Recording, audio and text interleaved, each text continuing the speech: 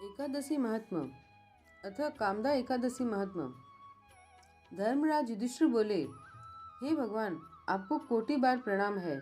आपसे निवेदन करता हूँ, आप कृपा कर चैत्र माह के शुक्ल पक्ष की एकादशी का वर्णन कीजिए। श्री कृष्ण भगवान बोले कि हे राजन, आप एक पुरानी कथा सुनिए जिसको राजा दिलीप से वशिष्ठ जी ने कही थी।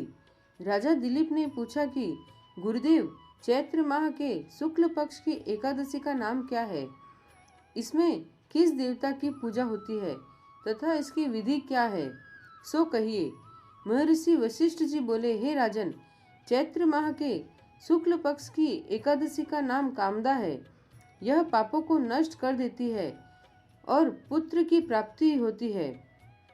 इसके व्रत से कुयोनि छूट जाती है और अंत में स्वर्ग की प्राप्ति होती है। अब मैं इसका महत्व कहता हूँ, ध्यान पूर्वक सुनो। प्राचीन काल में एक भोगीपुर नामक नगर में पुंडरीक नामक एक राजा राज्य करता था।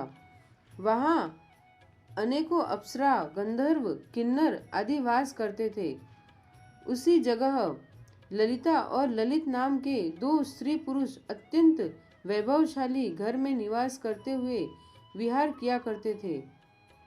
एक समय राजा पुंडरीक गंधर्वों सहित एक सभा में क्रीड़ा कर रहे थे। उस जगह ललित गंधर्व भी उनके साथ गाना गा रहा था और उसकी प्रियतमा ललिता उस जगह नहीं थी। इससे वह उसको याद करने के कारण अशुद्ध गाना गाने लगा। नामराज करकोटक ने राजा पुंडरीक से इसकी चुगली खा दी। इस पर राजा पुंडरीक ने ललित को श्राप दिया कि अरे दुष्ट, तू मेरे सामने गाता हुआ भी अपनी स्त्री को स्मरण कर रहा है।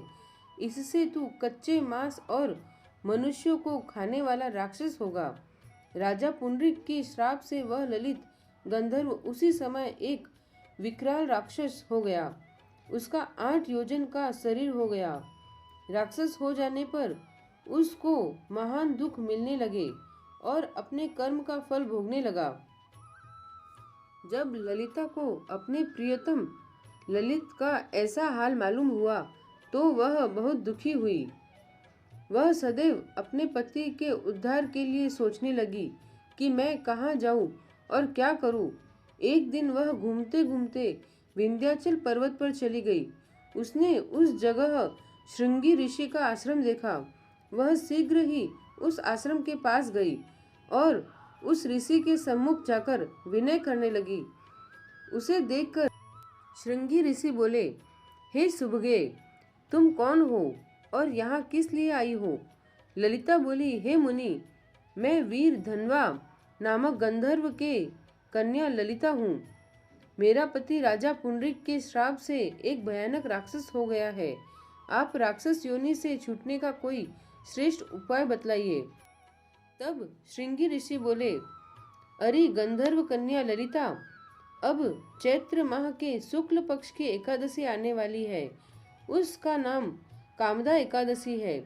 उसके व्रत करने से मनुष्य के समस्त कार्य शीघ्र ही सिद्ध हो जाते हैं।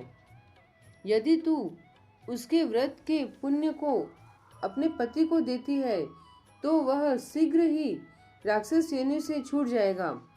मुनि के वचनों को सुनकर ललिता ने आनंद पूर्वक उसका व्रत किया और द्वादशी के दिन ब्राह्मणों के सामने अपने व्रत का फल अपने पति को देने लगी और भगवान से इस तरह प्रार्थना करने लगी कि हे प्रभु, मैंने जो व्रत किया है वह राक्षस योनि से शीघ्र ही छूट जाए।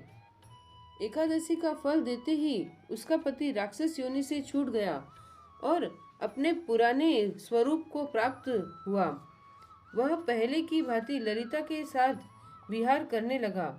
कामदा एकादशी के प्रभाव से ये पहले की भांति अब अधिक सुंदर हो गए और पुष्पक विमान पर बैठकर स्वर्गलोक को चले गए। हे राजन, इस व्रत को विधि पूर्वक करने से सब पाप नष्ट हो जाते हैं। इसके व्रत से मनुष्य ब्रह्म हत्या इत्यादि के पाप और राक्षस आदि की योनि से छूट जाते हैं। इसकी कथा व महात्मा के श्रवण व पठन से वाजपेयी यज्ञ का फल प्राप्त होता है। बोलिए कामदा एकादशी की जय। श्री राधे कृष्ण।